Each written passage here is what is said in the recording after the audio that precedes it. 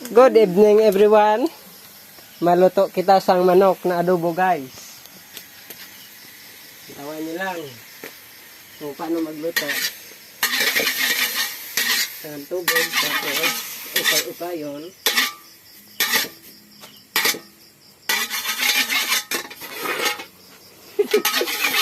Ang nasa, tapos lagyan ng mantika.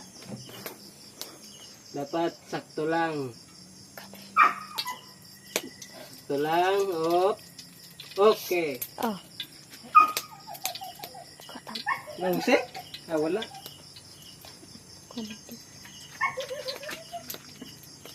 Tapos, painitin muna bago ilagay ang bombay at paitan at ahos. Anong unang ilunod? Bombay, ahos? Ahos mo. Ahos? Oh, sige. Fight. Inuusik pa. Ukay-ukayin. Oh. At sunod ang bombay. Oh, sunod. Ano yung kameraman at ay sa video ang kurug-kurug ng gamit gawa mo na. Tapos ilagay ang paitan. Pagkatapos naman, relax. Pahamuton. Pag hamot na,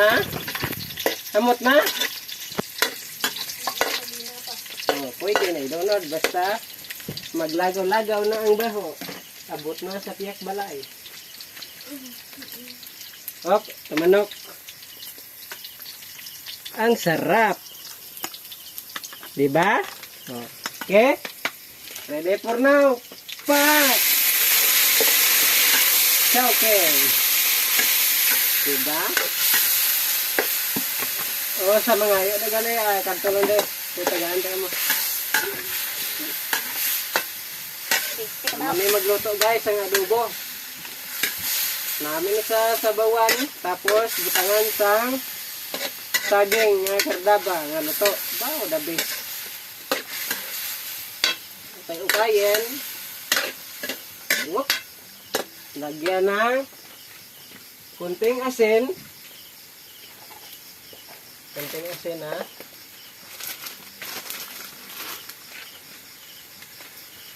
Asin na na. Whoop, tapos na. Dagat lang ba ano ron? Tapos na pala, may asin na pala yan. Mabuti. At balik-balik na rin. Halo-haloin. At pagkatapos balik-balik na rin, tatakloban natin for the go. Yes. Yan ako na na. Tapos Kana? the moment of truth guys. Ito na ang second step natin. Lalagyan natin ng tubig para malaga yung manok.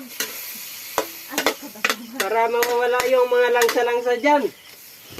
Ay for the go. Tubig, isa ka balunan. Wow! Amazing. Second step to guys ha. Pag pangatlo na, luto na. Ayos. Ganyan lang ang magluto ang taga-probinsya. Whoopia.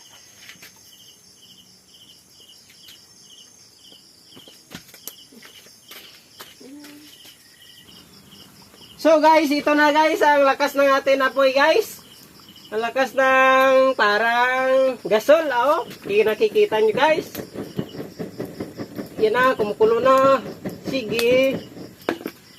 Yan. The moment of truth. Pak! So, wow.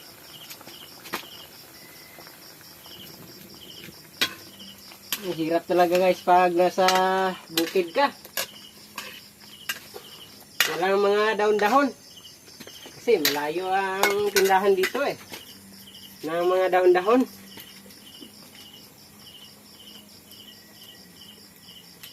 Wow.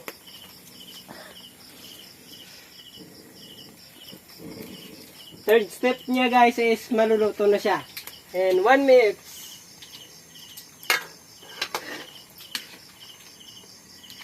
Okay na. So, ibabalik natin guys yung takip niya. Ito na. Pak. Tara, let's go na. Ito na guys, third step natin guys. Una, paypayan natin muna bago ukban. Ukban. Mas Tagalog ukban man. Ito na. Buksan. Buksan na natin guys. Pak. Lutong bahay ito guys. Ang sarap pag lutong bahay. Kasi, di mo na nalaman yung mga luto ng iba sa, you know, right? Yan, nakikita nyo. Third step. Pang-apat ay luto na. Patay. Sa susunod na step ay maluluto na ito, guys. Nakatutok 24 oras.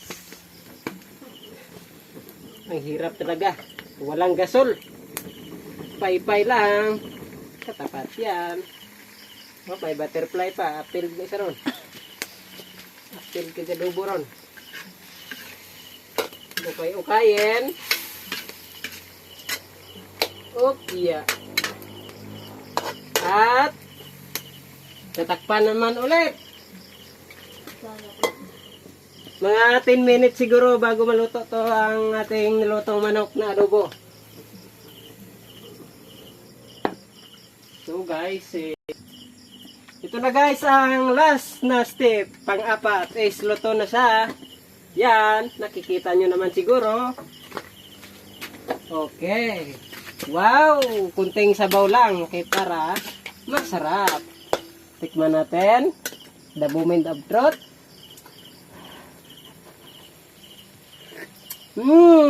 Ice cream yummy. Ang sarap.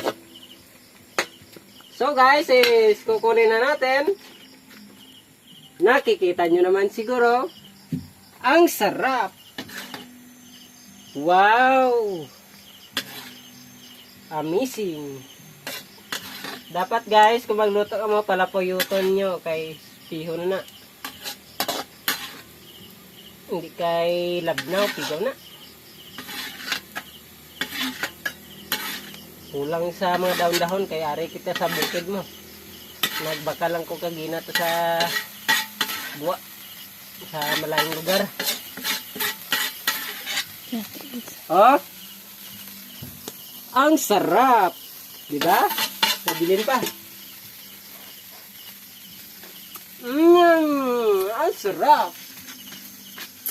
Di mo na. Ngayon ka, di mo na.